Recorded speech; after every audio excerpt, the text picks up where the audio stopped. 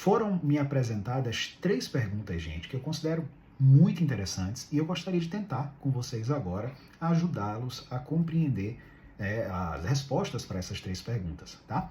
A primeira delas, professor, existe uma diferença entre o peculato e a apropriação indébita? E a resposta é sim, tá? O peculato e a apropriação indébita, eles são crimes que têm o mesmo comportamento criminoso proibido, tá? Como assim? Em ambas as situações, em ambos os tipos penais, o que é que a gente proíbe? A gente proíbe o indivíduo que ele tenha uma posse legítima, lícita da coisa, que pode ser uma detenção, até mesmo uma posse indireta, de uma coisa móvel, obrigatoriamente tem que ser móvel, não pode ser imóvel.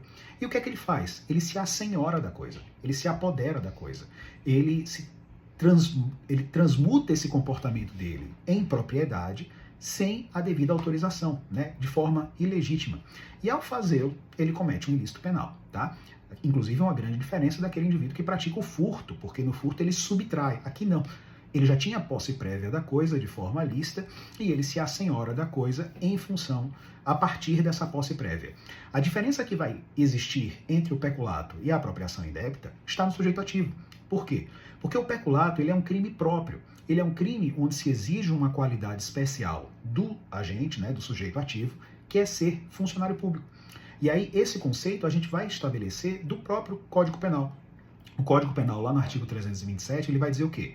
Funcionário público é aquele indivíduo que exerce, ainda que de forma transitória, ainda que de forma sem remuneração, é aquele indivíduo que ele exerce cargo ou emprego ou função públicas, tá? Então, a diferença entre apropriação indébita e peculato vai estar no indivíduo que praticou, tá? E em função das facilidades e da confiança que a administração pública outorga a esse indivíduo por ser funcionário público.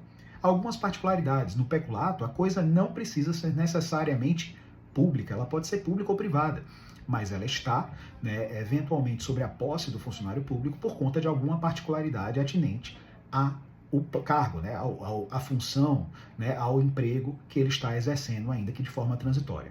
A segunda pergunta que me foi feita diz respeito ao fato do indivíduo particular que tenha praticado, né, como colocaram na pergunta, caso um particular ele ajude, né, o funcionário público na prática de um peculato, qual seria o crime que ele será responsabilizado? E aqui eu vou tentar fazer isso de uma maneira até simplória, mas vejam, os crimes que estão previstos a partir do 312 são crimes onde se exige, quase todos eles, né, até o 326, uma qualidade especial do agente, que é o quê? Ser funcionário público. Regra geral, isso vai constituir, então, uma elementar do comportamento criminoso, tá certo? E aí, a grande situação aqui se dá em relação a isso. Somente as circunstâncias objetivas do tipo penal e as elementares do crime se comunicam para coautores e partícipes, tá?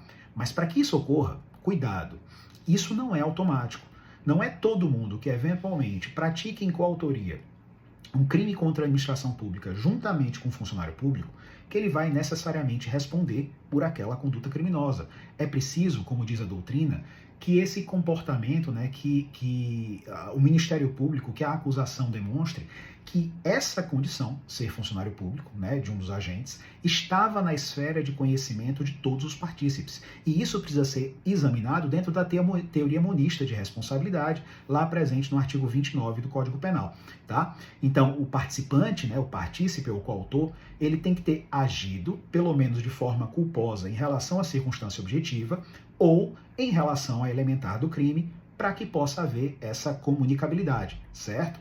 Então é muito importante que vocês levem em consideração que na forma do artigo 30, as elementares do crime podem sim se comunicar aos coautores e aos partícipes, fazendo com que todos eles respondam às penas combinadas lá pelo 312, né, do peculato à apropriação, que, diga-se de passagem, são extremamente mais severas do que aquelas previstas para o crime de apropriação indébita. E por fim, é possível a aplicação do princípio da insignificância no crime de peculato? Vejam, o Superior Tribunal de Justiça ele tem uma jurisprudência, digamos assim, pacificada, no sentido de que os crimes contra a administração pública, regra geral, e cá entre nós, existem várias discussões doutrinárias e jurisprudenciais a respeito, mas dentro de um paradigma resumido, que é o que a gente está apresentando aqui, regra geral, não se aplica o princípio da insignificância aos crimes contra a administração pública e, portanto, no caso de crime peculato, não seria aplicável a tese do princípio da insignificância. Então, espero ter ajudado de alguma forma, né,